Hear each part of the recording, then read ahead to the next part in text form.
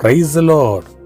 இந்த நாளின் புது கிருபை அது எஸ்ஐயா தீர்க்கதரிசன புஸ்தகம் 43 அதிகாரம் அதனுடைய 2வது வசனம்.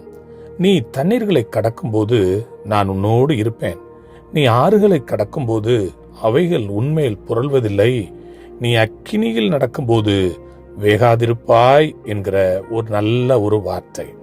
இது யாருக்கு ஆண்டவர் சொன்னார் என்றால், யாக்கோபு என்கிற இஸ்ரவேலுக்கு ஆண்டவர் சொன்னார்.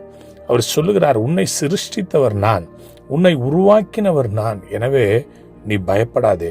இப்படிப்பட்ட சூழ்நிலை கண்டு, இப்படிப்பட்ட நெருக்கத்தை கண்டு, இப்படிப்பட்ட வேதனைகளை கண்டு, இப்படிப்பட்ட ஒரு வித்தியாசமான சூழ்நிலைகளை கண்டு நீ பயப்படாதே. சொல்லிட்டு தான் சொல்றாரு, நான் உன்னை மீட்டு கொண்டேன், உன்னை பேர் சொல்லி அழைத்தேன், நீ என்னுடையவன் என்று அவர் சொல்லுகிறார். இப்படிப்பட்ட ஒரு மேலான ஒரு வாக்கு தத்தத்தை தான் தேவன் இன்றைக்கு உங்களுக்கு ஒரு புது கிருபையாய் கொடுக்கிறார். நீ தண்ணீர்களை கடக்கும் போது, தண்ணீரை போன்று இருக்கிற சூழல், ஒருவேளை ஆறுகளை போன்று இருக்கிற ஒரு சூழல், நம்மை அடித்து கொண்டு போகிற, நம்மை மூழ்கடிக்க பண்ணுகிற, அல்லது அக்கினி போன்று நம்மை எரித்து கொண்டிருக்கிற, நம்முடைய வாழ்க்கையில ஒரு பெரிய வேதனையை கொடுத்து கொண்டிருக்கிற அது எந்த காரியமானாலும் சரிதான். வேதம் சொல்லுகிறபடி நீ அவைகளை கடந்து வருவாய்.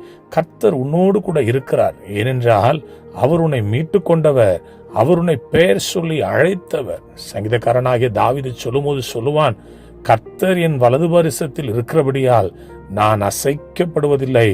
அதே சங்கீதக்காரன் சொல்லுவார், மாம்சமானவன் மனுஷன் எனக்கு என்ன செய்ய முடியும்? ஒருவேளை என் அன்பு தேவ ஜனமே பயந்து கொண்டு கலங்கி கொண்டு, ஐயோ இந்த சூழ்நிலை நான் எப்படி கடக்க முடியும், இந்த நெருக்கத்தை எப்படி நான் கடக்க முடியும், ஐயோ நான் இப்படிப்பட்ட ஒரு நெருக்கத்துல வேதனையில நான் கண்ணீர்ல இருக்கிறேனே, இதிலிருந்து என்னை யார் மீட்டு எடுப்பான்னு சொல்லி நீங்கள் வேதனையோடு கண்ணீரோடு இருக்கலாம். இன்றைக்கு உங்களை பார்த்து ஆண்டவர் சொல்லுகிற ஒரு மங்களகரமான ஒரு வார்த்தை தான் இது.